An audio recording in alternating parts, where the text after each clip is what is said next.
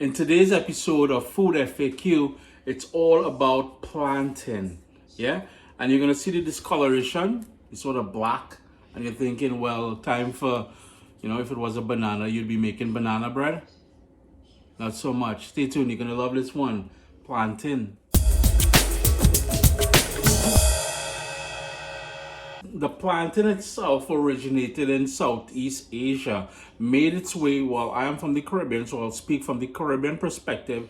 It made its way to the Caribbean through colonization by the Spaniards, the Spanish, right? The Spanish brought quite a few things to the Caribbean, and one of them being plantain. Now, the plantain tree itself is a rhizome, which means it comes up out of the ground, and you plant what's called a sucker, and sucker.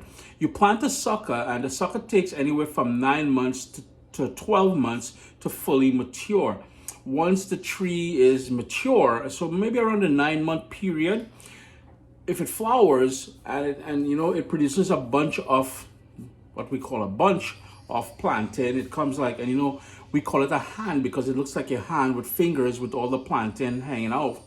I'll probably try and drop a picture of the plant and the bunch that I'm talking about over here. I'll try my best to do so.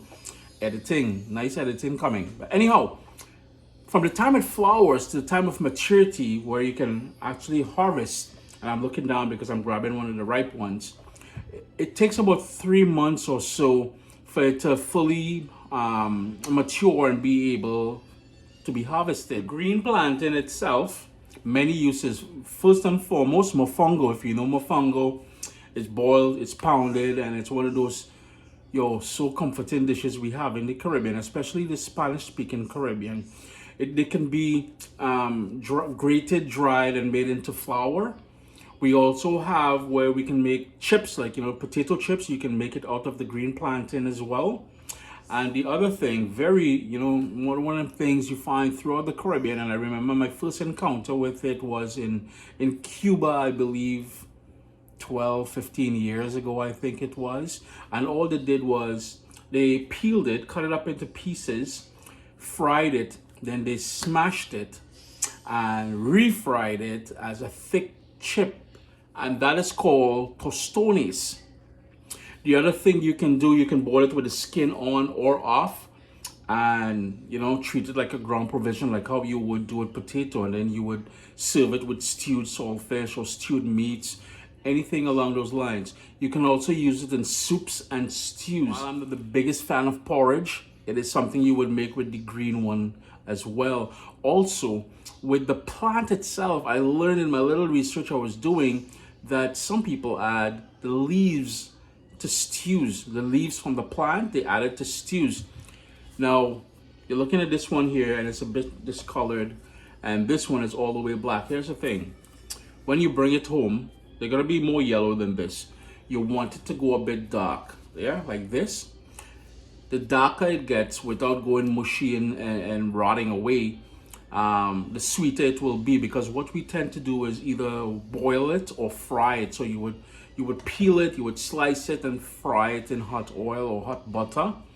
And I'm telling you, it's a great side to many of the spicy dishes, especially the spicy dishes we enjoy in the Caribbean. So if you ordered a curry goat and rice or a jerk chicken, or growing up, one of the things mommy would make for us is fried plantain and roti. That's it. Lovely breakfast right there. As you would do with overly ripe banana, you can also make fritters with the ripe one. You smash it. And I've seen people do pancakes and other sort of breakfast items. Banana bread, same thing. You can use the plantain as well too. And all you do is smash it, add your flour, a little bit of vanilla and all those things. And treat it as you would pancakes or fritters or anything like that. Now, if you wanted to make it a bit more savory, you can add some bits of salted cod in there, and then the fritter has that balance between sweet and salty. I do hope you all enjoyed this episode of Food FAQ. Green plantain, ripe plantain, even better when it's darker, as I just told you there. Take my word for it, I've been using it for quite a while. If you're looking for recipes with either one of these here, head over to CaribbeanPod.com. I've got you guys covered over there. Till the next episode, okay? Bye-bye.